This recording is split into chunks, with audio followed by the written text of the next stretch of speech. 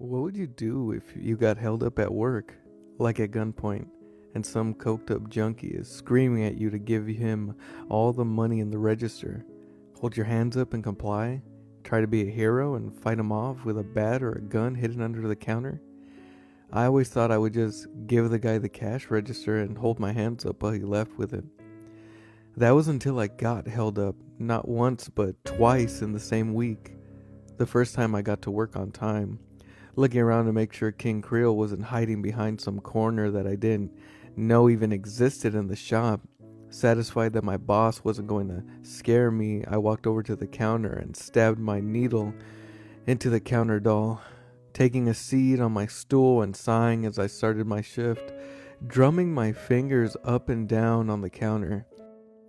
Normally, I would see at least 4 or 5 customers during an entire shift. Most want a wish, much to my chagrin, and maybe 1 or 2 of them want a potion. That's a simple procedure. You ask for the potion and I ring you up. Easy as that. I don't have to clean anything and I don't have to help discard a body. But unfortunately to me, not many people want a potion. They'd rather try and wish for something. So when a guy came in wearing a beanie and a hoodie, I was more than willing to bet that he was going to ask for a wish. I barely opened my mouth to talk to him when a gun was shoved in front of my face. By reflex, I almost put my hands up slowly. "Easy, man," I said in a squeaky, surprised voice. Don't try and say you wouldn't react the same way." "Shut up! It's just you in here," the guy asked, his eyes darting everywhere in the paranoid state. He was obviously on something. He had to be to try and rob a place that looked abandoned 90% of the time. I think my boss is here, and that thing in the basement, but I'm pretty sure it can't get out." I motioned my head over to the shut basement door, which of course this time was not banging or crying or screaming. The guy, obviously unamused, shoved the gun further in my face. "Get your boss out here before I blow your fucking brains all over the wall," he threatened, cocking the hammer back on his revolver.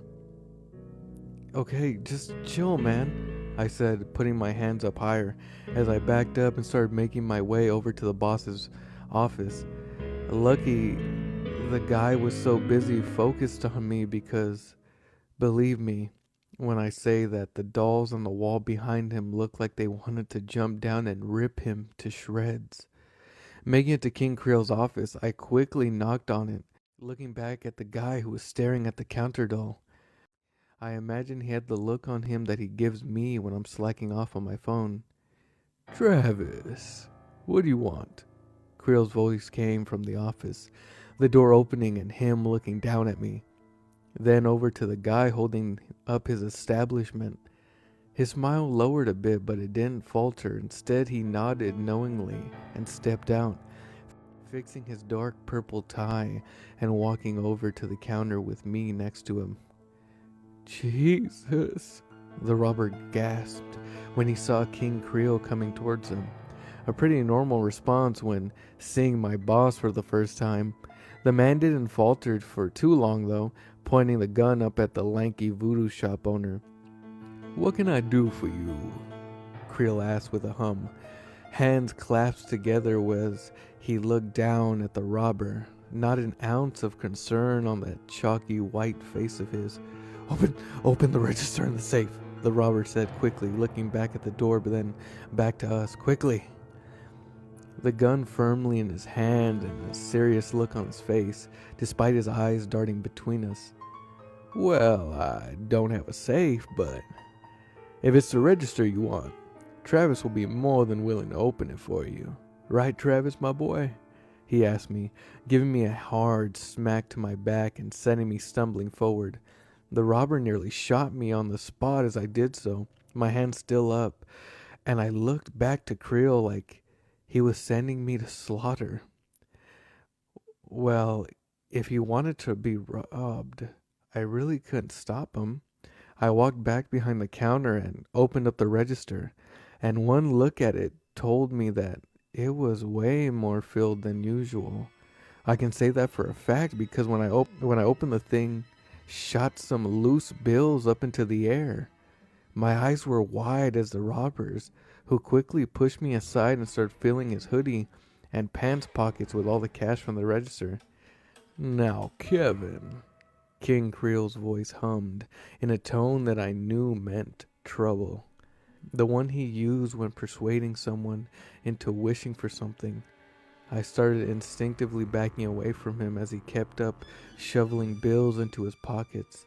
He didn't look up though, obviously confused as to how the voodoo man knew his name. "How the hell do you know my name?" the robber, who I guess was indeed named Kevin, asked, pointing a gun at King Creole, who didn't flinch as he walked over to him. The robber was obviously freaked out, the gun shaking in his hand. "Didn't your mama ever teach you that stealing is very, very bad?" Creole tisked, raising a gloved finger and shaking it at Kevin, who shivered and started sweating, backing up away from the man. "And didn't anyone ever tell you not to play with guns?" he asked the man. Kevin looked to me, his eyes wide with fear as he pointed the shaky revolver forward. A loud crack went off in the shop. My own eyes were wide as my ears rang, seeing that Kevin had pulled the trigger on my boss, who looked over to King Creole, who staggered to a stop. His head jerked backward, and the stitches holding his head on almost snapping off. "Oh, Kevin. Kevin. His voice still rang, causing both my and Kevin's jaw to hit the floor. Creole jerked his head back into place, only this time there was an obvious bullet hole in his forehead. "Looks like I have to teach you a lesson," he chuckled. Kevin then started backing up, dropping the gun to the floor and holding his hands up. I, meanwhile, looked over at Creel's completely dumbfounded. I, at this point, had figured he wasn't really human, but surviving a headshot really kind of solidified that in my own head. I looked over at the register and saw that it was still very much full of cash. A never-ending cash register. Another perk to working here, I guess. "Travis, do be a good boy and look away, please," King Creole asked me, as he closed the distance to Kevin, grabbing the robber by the throat and lifting him up from the floor. "I don't want you to watch this part," he said sweetly, like a mom talking to her son about something. I opened my mouth to ask what was going to happen, but I thought better. Turning around and looking at the wall behind me, Kevin, meanwhile, screamed and begged for me to help him. Funny how that works. A couple minutes ago he was holding me up, and now he's screaming at the top of his lungs to help him. Though that didn't last too much longer, since his screaming turned into gurgles and hacking coughs. I did my best to ignore the increasingly wet and nasty slaps and rips coming from behind me. I'm going to be honest, the fear of what he was doing to the robber was a million times scarier than the act of being robbed. "All done?" The satisfied hum of my boss rang in my ringing ears. I turned and saw the big splatter of blood on the wall and the floor where Kevin had been. Great. No doubt I would have to clean that up. What did you do to him?" I asked the old voodoo king. He looked at me with those big black button eyes of his, and looked to his arm, which he brought up and showed he was holding a controller for a marionette doll, except it was made of bones, small bones that almost looked like some kind of animals. Of course, though, those thoughts were dispelled when he lifted his arm up further and produced a small bloody figure attached to the strings of the controller. I'm sure I don't need to spell out who the figure looked like.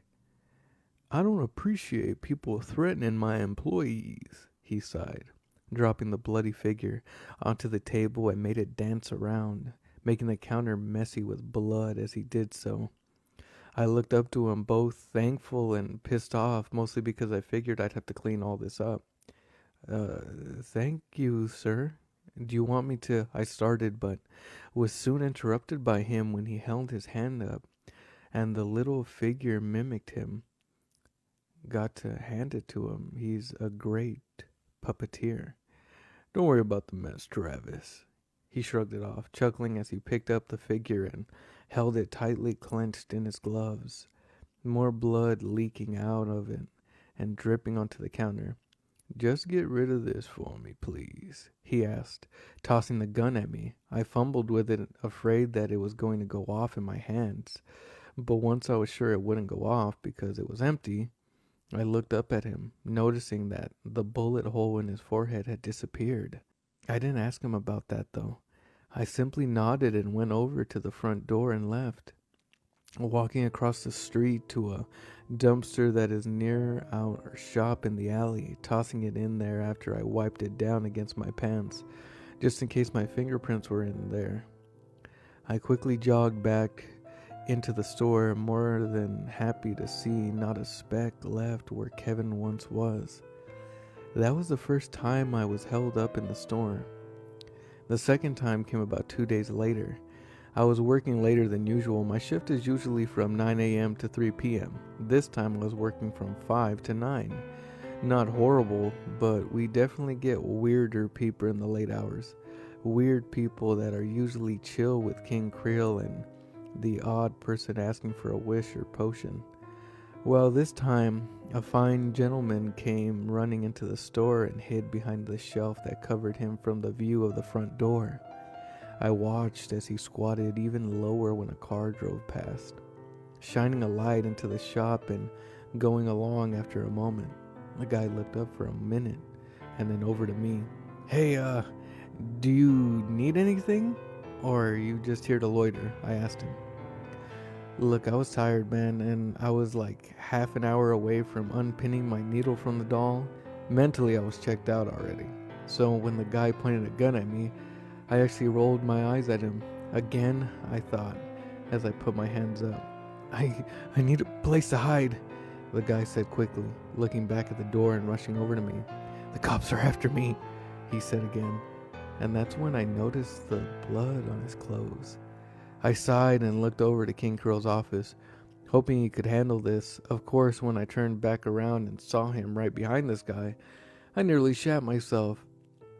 Well, what we have here? He asked, putting his hands onto the other man's shoulders and flipping him around to face him. The man gasped and was quickly disarmed. Need a place to hide, son? What? He said in confusion, but at the mention of hiding, he quickly pulled out a switchblade, pointing it up at Creol. Where? I need it quick, man, he shouted, looking behind Creol to see if the cops were making another round. Why, right this way, sonny, my boss said with a happy tone, pulling the nameless man along and towards the basement. Now, seeing that really sent my stomach down into a pit. At this point, I had gotten used to the basement creature, but seeing some unsuspecting person getting led there, I felt bad for the man. Faster, you freak! They could be here any minute, the man said, flinching at any little creak of the shop. Creol took his sweet time, pulling out the key and opening the basement, opening it up and stepping aside like a grand unveiling. All yours, he hummed, watching with a wide smile as the man rushed into the dark basement, closing the doors behind him and locking it. And that's that, he hummed, looking back to me with that same smile and walking over to me. What's down there, sir? I asked him, pointing at the basement door. Creol looked me dead in my eyes. I could tell he wasn't messing around just by the tone of his voice. None of your business, Travis, he said, in an almost animal-like snarl. I swallowed the lump in my throat and backed up a bit, nodding up at him, flinching hard when the door began to bang. Let me out! There's something down here! The man screamed, banging harder and harder on the door, the frame bending with just how hard he hit it. Of course, those soon turned into loud screams as I assumed whatever lived in the basement caught up with him. King Creol looked back at the basement door and waited for it to stop banging. Soon enough it did, and we heard the sounds of something being dragged down the stairs. I looked at him then. A look of anger was on his pale face. The first time I'd ever seen him like that. "That whore gets what she deserves," he mumbled, low enough to where I assumed that I couldn't hear him, but here I did. I didn't say anything, wiping up the counter and unpinning my needle from the doll. Good night, sir," I said as I looked off my name tag and shoved it in my pocket. My words shook him from his angry spat, and he turned on his heels to look at me, a smile on his face once again. "Good night, Travis, my boy," he hummed, turning and walking back to his office. I nodded and turned to leave myself. I stopped at the door, though, turning back and looking at the basement door. I looked back over toward King Creol's office, and once I was sure he was in there, I made my way back over to the door. I looked at it, noticing the blood coming from underneath the crack of the door. I knelt and tried to peer through the keyhole. I didn't see anything at first, just the usual blackness of a basement. I sighed and stood to leave until I heard a soft thud come from the door. I turned and raised a brow to that. Leaning down again, I put my eye to the keyhole. This time I was greeted by a green, shiny, cracked eye. Flinching hard, I backed up and quickly made my way out of the shop, shaking my head quickly and just getting out of there. I don't know what King Creole has down there, and I really don't want to know either. Even if whatever it is keeps banging. And I really don't want to know either. Even if whatever it is keeps begging for me to let it out. So by this point, I'm pretty sure you guys have a pretty good grasp on what King Creole is like as a boss. He's creepy and a murderer by most definition of the law, right? I mean, the button eyes and sewn up mouth should have been a dead giveaway to that. Well, he has ways of surprising you. Like some pointed out, he defended me during the robbery and the runaway convict situation. That alone sort of tipped the scales to him being pretty alright. Well, something happened a few days ago that really changed my perspective on him. It was a lazy Saturday and I was leaning back on my newly upgraded rocking chair. That's right, folks. No more crappy stool. Old buddy boy Travis has a rocking chair now. Take that, desk jockeys. Anyway, I was rocking on the chair, enjoying how good it felt to have back support when the dusty door bell rang. I looked over at the door and saw nobody there. Odd, but not out of the ordinary in this place. Figured it was some ghost or something, until I heard sounds of tiny straining and a little hand come up from the other side of the counter. I raised my brow at that and quickly looked to the wall of voodoo dolls. Had one escaped again? I thought to myself, but my train of thought was derailed when a childlike voice pulled my attention back over. "Excuse me?" the voice asked, innocent and just a little shy. I stood up from my rocking chair and looked over the counter to see a little girl standing there by herself. She looked to be about in second or even first grade. Her little hands quickly went back behind her back when she looked up at me. Hi, little girl. Are you lost?" I asked her, looking around the shop for any sign of a parental figure. Didn't take me too long considering how small the place is. "I want a wish," she said softly, looking up at me and giving a soft pout, the kind a kid gives when they expect the answer to be no, but they still want to shoot their shot. Let me get my boss, okay?" I said to her. I wasn't exactly trained to handle children, much less one looking to ask for a wish. And having seen my fair share of wishes in this place, I almost wanted to talk her out of it. But a job is a job. Turning to go to Creel's office, I was surprised to see him already leaving it. Travis, my boy," he said with a hum, pulling on his suit and straightening it out and patting some dust off of it. I need you to watch a shop for a while, he began to say, but his button eyes quickly turned to see the little girl standing at the counter, who was too busy looking up at the wall of voodoo dolls to notice us. Well, I'll be, he said in a bewildered voice. Yeah, she came in here asking for a wish.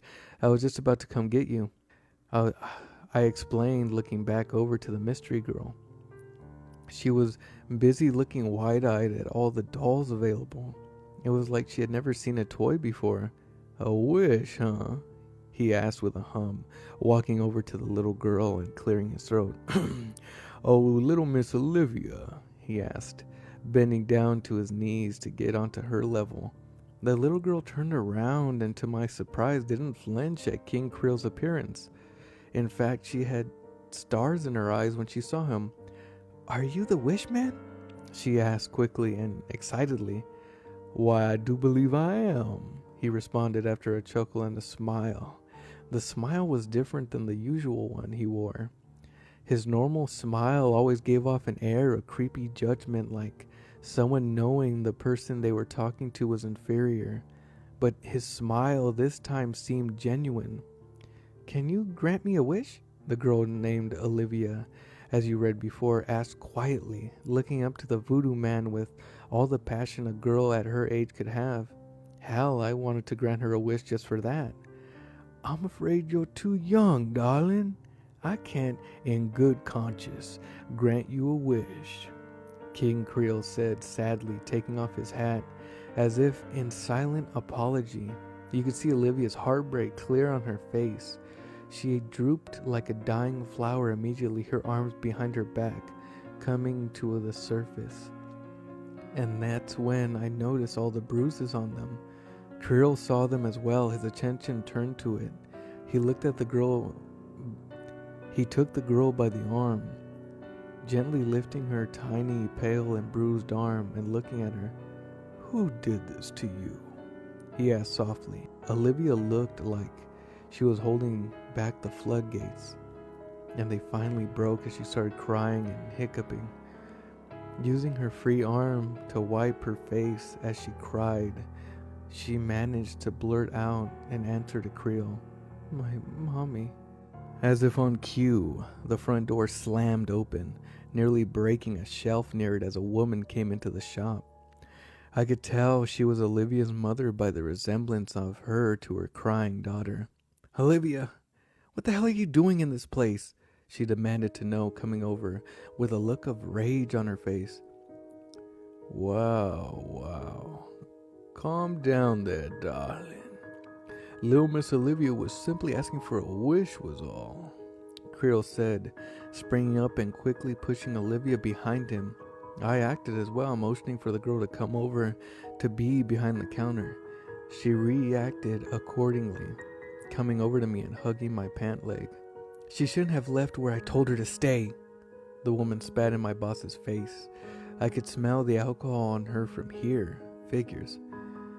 I'm not paying for whatever she asked for. Olivia, get your ass over here and get in the car, she screamed in my direction. I reached a hand down and patted the girl's head as she shivered violently against me. I assure you, ma'am, you don't have to pay for anything, Creole hummed, holding his hands up defensively against the woman's gabs and accusations. Why, all she asked for was a doll, and I'm mighty inclined to give her one, he hummed, fixing his tie as she walked past the angry mother. He walked over to the wall of voodoo dolls and hummed as he looked up at the wall, pointing his fingers out as if he tried to figure the right one and snapping when he found it. Reaching out, he took the correct doll and brushed it off, blowing on it and sending the dust in the mother's face, sending her to a coughing fit. I smiled at that, seeing my boss stand up for this poor girl. Miss Olivia, he asked her as he walked over and past the sputtering mother. He once again got down on her level and revealed the doll to her. It was a small one, about the size of my forearm. It was dressed in a black Victorian gown and had the hair to match, along with the button eyes of all the dolls we had in the store. Olivia, pulling herself away from my leg, looked at the doll with awe, sniffling as she held both her bruised arms out. King Creol carefully gave her the doll and smiled as she looked at it, brushing the doll's hair and quickly giving it a hug. "Thank you," she said softly, clinging to the item as she walked away from the counter and to her mother. "That thing better not have fleas," she hissed, turning and grabbing Olivia's little arm and yanking her along. Olivia gave one last forlorn look as she was dragged away, the sad, rusty bell ringing as they both left. I looked over to my boss, who was clearly as upset as I was. That scene was more difficult for me than all the bad wishes I've ever seen working here, because of how hopeless it all seemed. As if reading my mind, Krill put his hand on my shoulder and forced my gaze to look into his button eyes.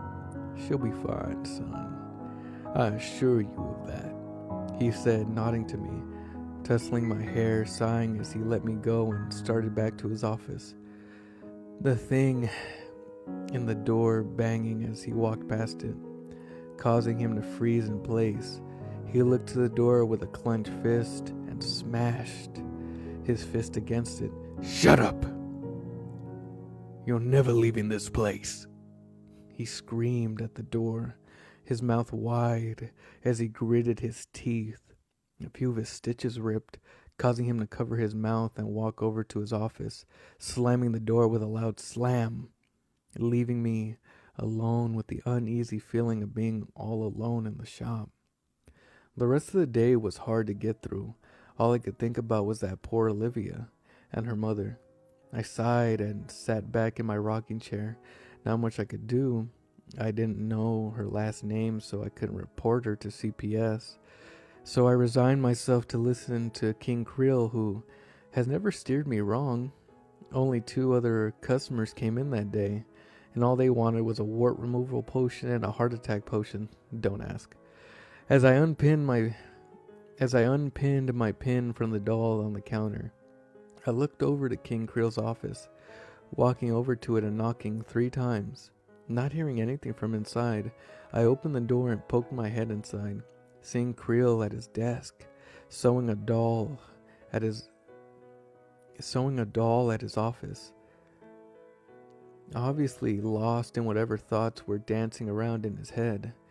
"Sir, I'm gonna head home," I said, breaking his concentration, and he lifted his head to look up at me. He looked confused for a second before looking over to the clock on his wall and nodding, seemingly realizing what time it was. "Right, yes. See you tomorrow, Travis," he said like a robot. He turned back to the doll he was sewing and said nothing more to me. I nodded and turned to leave, letting the door to his office close behind me. Walking away from his office, I stopped at the basement door, reaching into my pocket and pulling out a single shard of porcelain I'd kept all this time. I rubbed my finger over it and looked at the door. "Please, let me out. Please, please, let me out." The voice of a woman came from behind the door. No pounding this time. Just a soft and desperate voice of a woman. She had a southern accent, but it sounded far away, like she was talking to me from a hallway. I didn't answer. All I did was place the shard of porcelain at the foot of the door and slowly pushed it in underneath the crack. Turning and leaving for the day, I got home and hugged my mom, just to thank whatever being is out there for giving me loving parents. The next day I still had Olivia in my mind, but I mostly resigned myself to just get through another day of work. Walking into the shop, I saw King Creole standing at the counter. An amused look on his face. His smile only grew as I got closer. "Good morning, sir," I said. That look he was giving me gave me a sharp chill up my spine. "Travis, my boy, did you try sneaking this underneath the door?" He asked as sweetly as honey, lifting up the shard of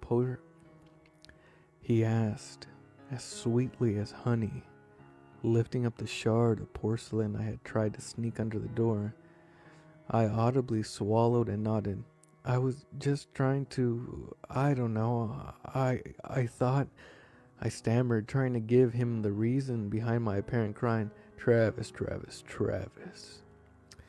He tisked, walking out from behind the counter and walking close to me. He grabbed me by the collar and pulled me up close to him, his smile turning into a scowl that turned my blood into ice. Don't ever fucking give her anything. Am I understood? He growled, his yellow teeth sharpening as he spoke. I almost shit and pissed myself at his demeanor. I quickly nodded, shivering as hard as humanly possible. Yes, sir, I promise, I stuttered out, breathing hard once he released me, his smile returning and his teeth going back to normal. Wonderful.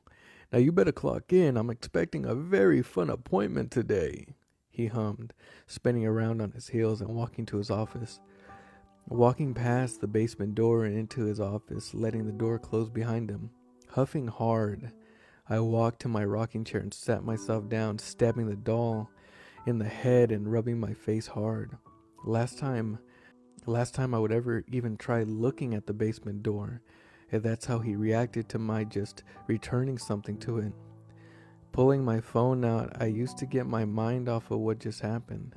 Maybe an hour or two into my shift, my phone usage was interrupted by the front door flying open.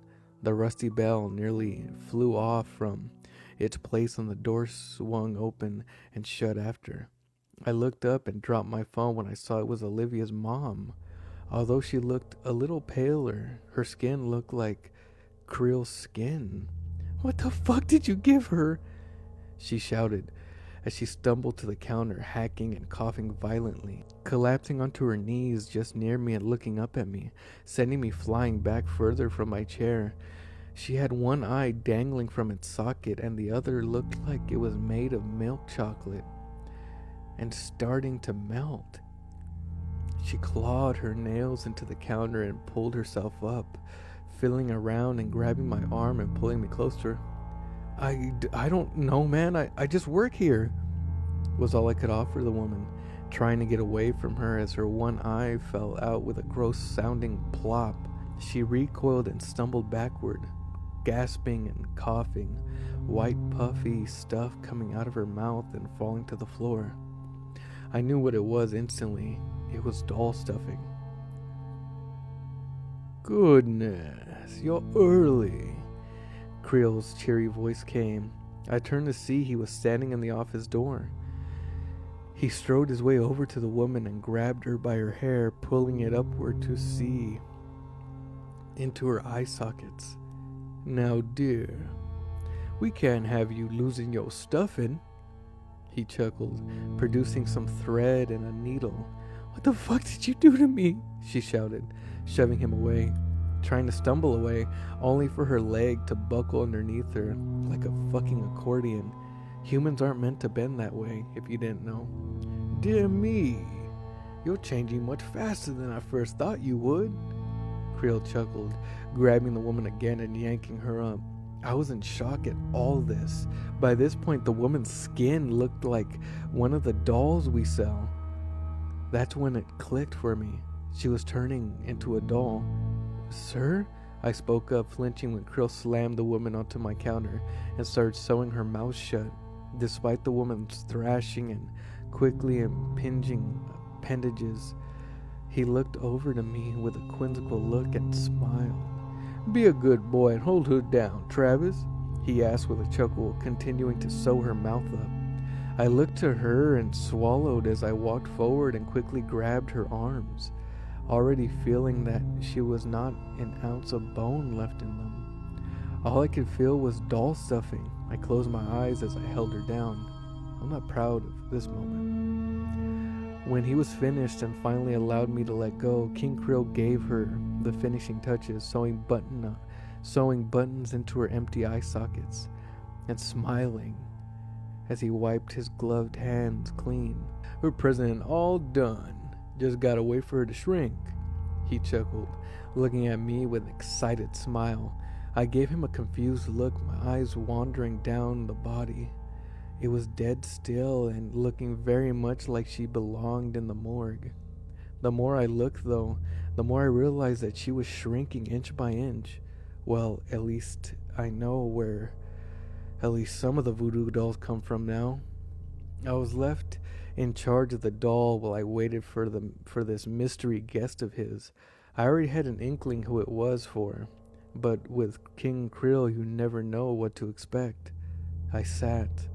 I sat and watched as this fully grown woman shrunk down to the size of a child and a toddler, then to the size of my forearm. And she was a doll, through and through. I lifted her up and looked at her, waggled her around, and finally left her on the counter. When the door opened again, the first thing I saw was a woman in a Victorian-style dress coming close to me, her hands clasped in front of her and looking at me with a warm and motherly smile. "Good day, shopkeep. I do believe my daughter would like to speak with you," she asked in a soft British accent. I looked at her, my jaw hitting the floor. She was the doll that King Creole had given to Olivia.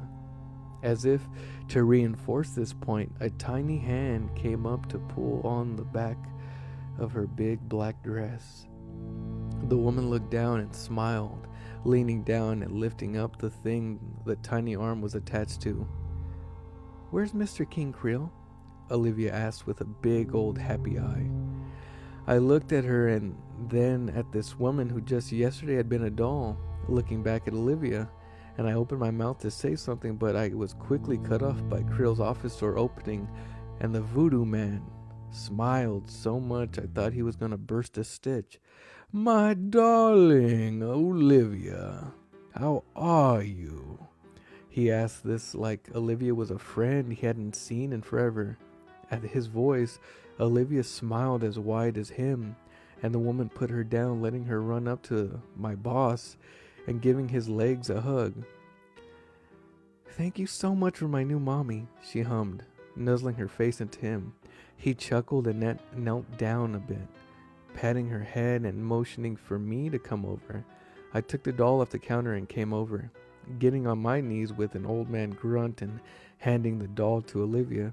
She gasped and happily accepted it, wrapping her tiny arms around it and thanking Creole 1,000,000 times.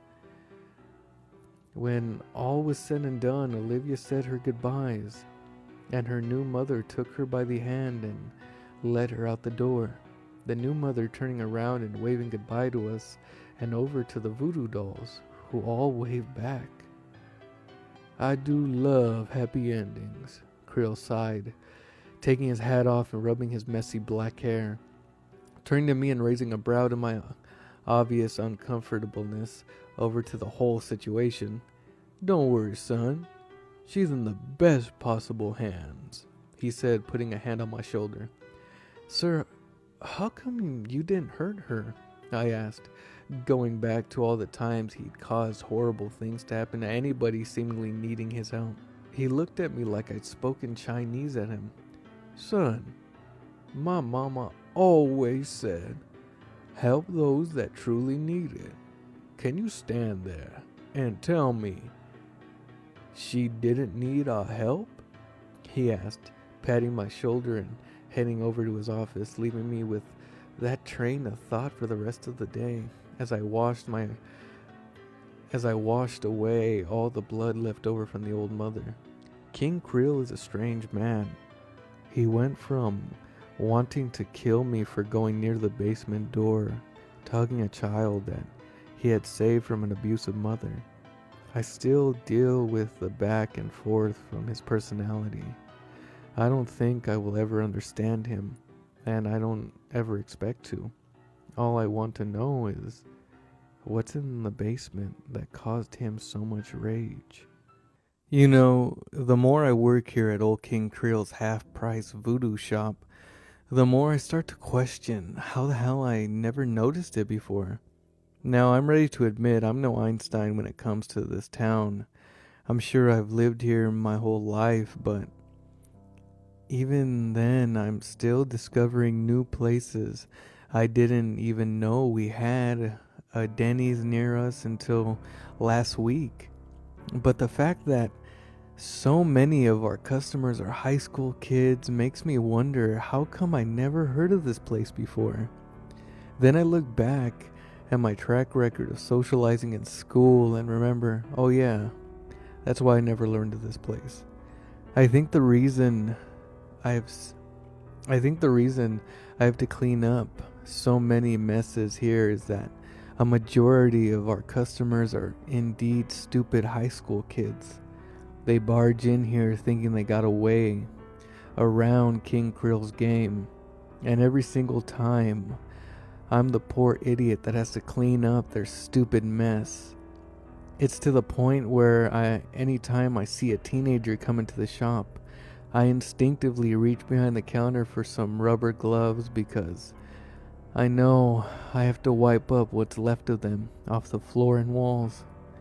I think the worst case of this was when a group of 4 kids walked in. They were seniors and I'm pretty sure they were about to graduate. They came into the shop while I was busy actually getting to stock something for once. We had just had someone come in and buy a decent amount of voodoo dolls, so I was finally allowed to stock them.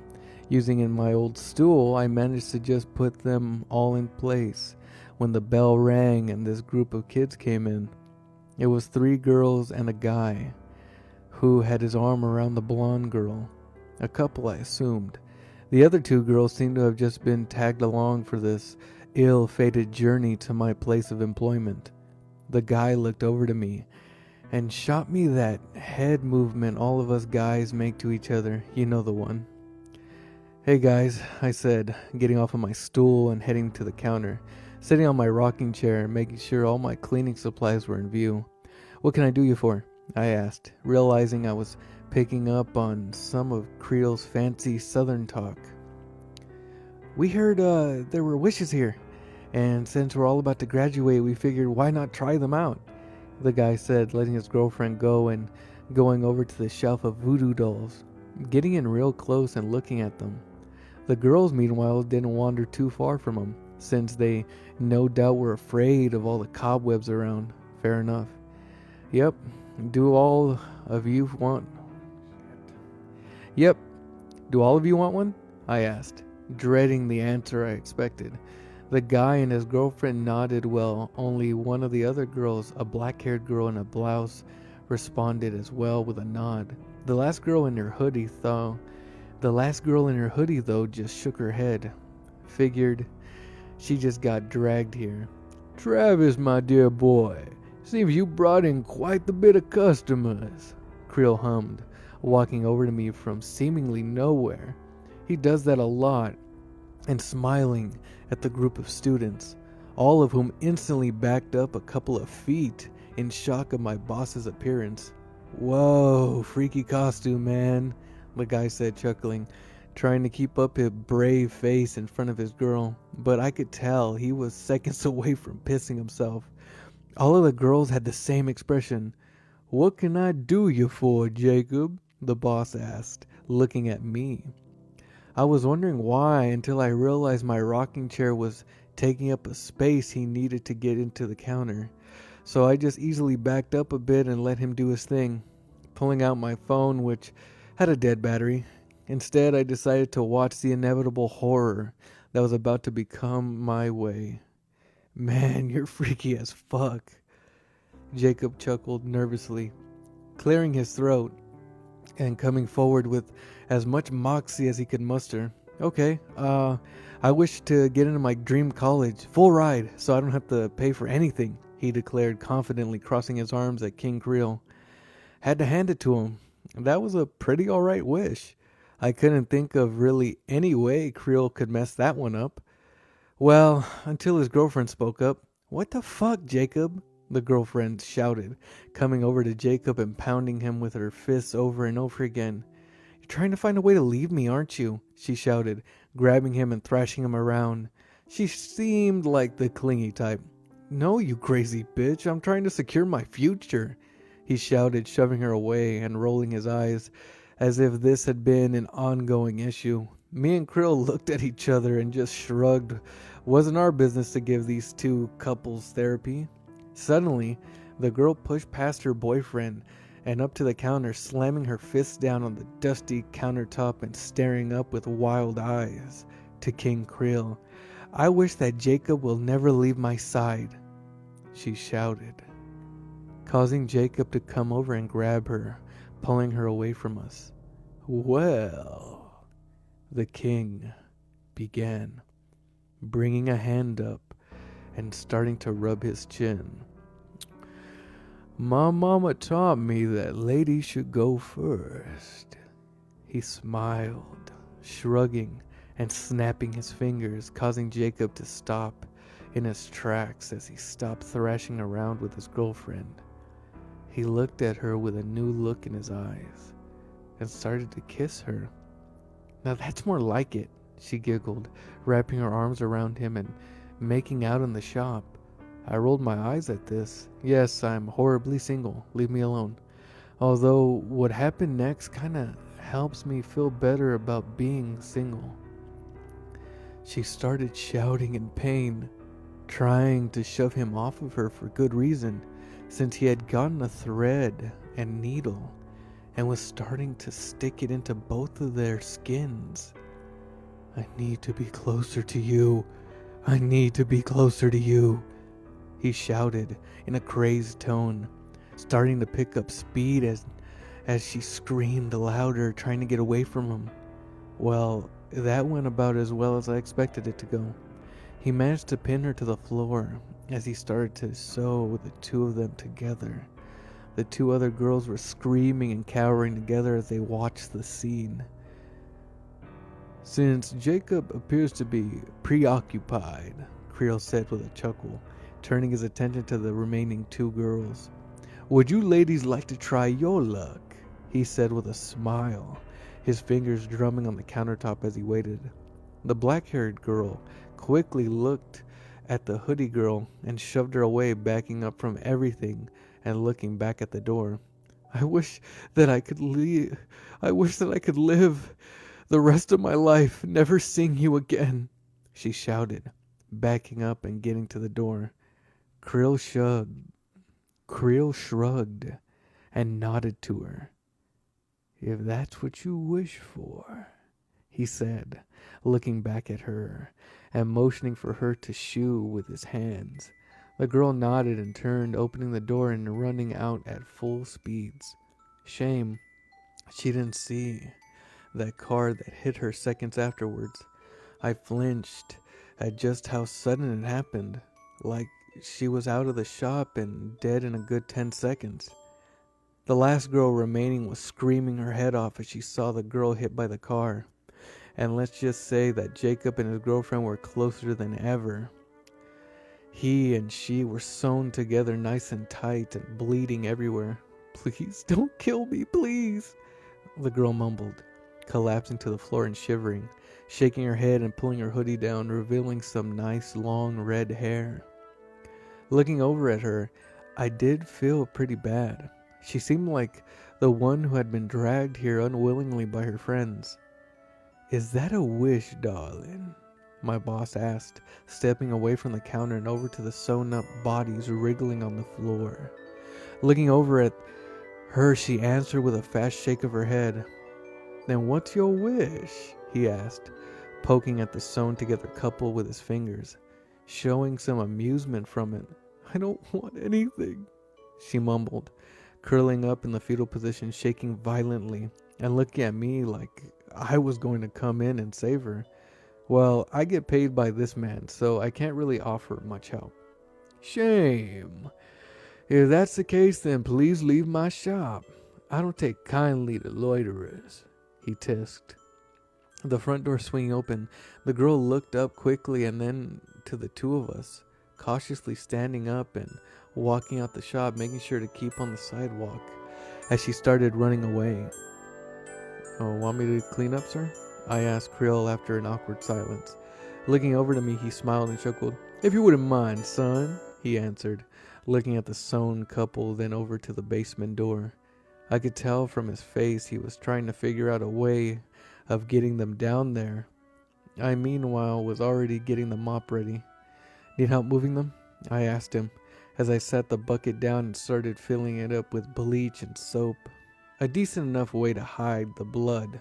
But if the cops ever shine that stuff that shows hidden blood splatter, this place would look like a cheap motel room.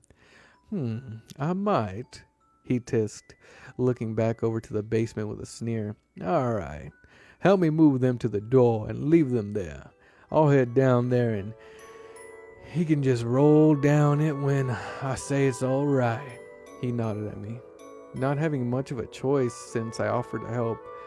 I helped him pick them up and carry them closer to the door, the girl gurgling something incoherent at me, since hers and Jacob's mouths have become sewn together. I assume it was just a plea for help. Once they were down at the foot of the door, Creol unlocked and opened it. I peeked from behind his shoulder to see if I could get a look, but nothing but blackness stared back at me. All right. Looks like we can just kick them down there, Creol hummed, placing his dress shoe on the wriggling mass and shoving it down the stairs. The wet smacking and rolling were heard for a good solid 30 seconds. We waited, the door still open. Then we heard rapid crawling coming towards us. Before I could see the mysterious basement creature, Creol slammed the door closed and locked it tight. Well, I said after a decent amount of silence. I'll start cleaning, I said, backing away from Creol and heading back to my mop and bucket. Starting to wipe away all the evidence of our last crime when I looked back at the basement. King Creol was still standing there. He was looking at the basement with his usual anger before wordlessly just walking back over to his office. I let him go, continually to do the part of the job I hated the most. While I was busy mopping, contemplating if I really should have gone into college, the door opened up and I heard the familiar words of, "Hands in the air!" I raised my hands quickly, my mop hitting the floor, and I turned to look at who was holding me up this time. Turned out it was a cop. Fuck. My arm straightened up quicker when I saw it was a cop this time, and not some idiot trying to rob us. Those thoughts of college were really starting to seem much more appealing. Turn around and step from the mop bucket, he ordered me. I did as I was told, heading over to the back wall. The cop closed the distance and slammed me against the wall, slapping some cuffs on me and throwing me to the ground, putting his gun in my back. Where's your boss? He asked, grabbing my head up so I could answer him. Office over there. I motioned towards the office. With that, the officer let my head go, which slammed down into the wooden floor, giving me a good-sized bruise on my forehead. I rolled over to see what was going to happen. This was the first time I'd ever had a run-in with the cops in this place. You in there. Come out with your hands out. The officer shouted, gun trained on the door, and waiting for anyone to comply with that order. I meanwhile strained to try and see what was going to happen, when suddenly my arms went limp, and I was suddenly free of my cuffs. Pulling my hands out, I looked down to see the voodoo doll template, holding the cuffs. Turns out that thing doesn't hate me as much as I thought. Opening the door, Creol stared at the gun in his face, and then over to the officer, his stitched mouth and a smile as he looked at the man. Rookie, your sergeant should have told you that you're not allowed in here, he sighed, looking past him to look at me on the floor. And assaulting my employees? Shame on you. The voodoo man sighed, suddenly getting grabbed by the officer and tossed into the floor quickly. Keep your mouth shut, you fucker. What did you do with the body? He shouted, putting his foot on Creol's back. I felt afraid for the officer. Handling King Creol like that in his own shop would not end well, and end well it did not.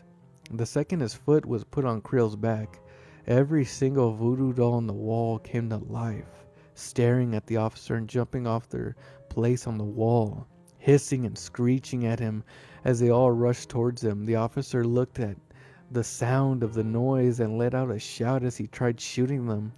He got 2 shots off before they swarmed him. The best way I could describe what they did to him was piranhas eating a cow in the Amazon. They swarmed over him and ripped chunks off of his flesh. "I never can stand rude idiots," King Creole hissed angrily, standing up and dusting himself off, walking over the rapidly disintegrating cop body and coming over to me, offering me a hand and pulling me back up. "Sorry you had to see that," he sighed, dusting me off. His attention then turned towards the squad car waiting outside, his button eyes staring at the car, and he made his way over to the door, stepping outside the shop for the first time since I started working here. I looked over at what was left of the officer, a bloody uniform and nothing else. In the split second I wasn't paying attention, all the voodoo dolls had returned to the wall and now had some accessories with them. Some bones and skin pieces. My little template friend was back on the counter, still giving me the stink eye for probably not cleaning up. I was going until a girl's scream caught my attention. Creole was dragging that redhead back into the shop. She was trying with all her might to keep from being dragged away, her nails clawing at the wooden floor and spreading blood everywhere once her nails had been broken and destroyed.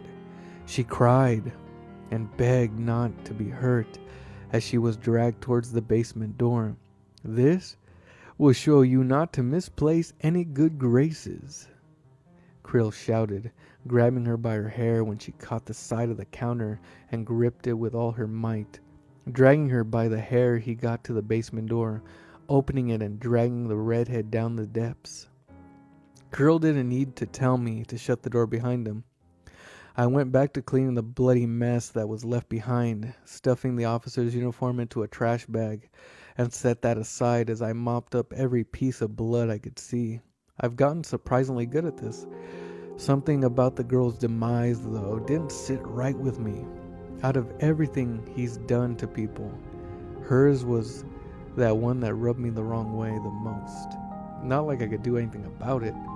Cops are clearly out of the question. Looking over to the basement door, I sighed as I sat back in my rocking chair when all the cleaning was done, my eyes closing in exhaustion. I didn't get much time to rest, for Creole returned after nearly an hour and a half, blood on his suit and pale face. I swallowed hard as he came over to me, staring at me with those blood-splattered button eyes. "Travis, my boy, you've been so very helpful these past few months. I think a raise is in order," he said, smiling, his yellow teeth back to being sharp fangs. "How about $30 an hour?" he hummed, tilting his head at me. I looked back at him with a bewildered look, quickly nodding without thinking. He smiled and rustled my messy brown hair and pulled out my pay for the week. "Take tomorrow off, my boy," he ordered when I took my pay. I looked up at him and nodded quickly. No way in hell I was going to question him now. Packing up, I unstuck my pin and took the officer's uniform in the trash bag and threw it away, making my way home as I sighed hard, rubbing my face as I thought about that poor girl being dragged into whatever hell awaited her down in the basement.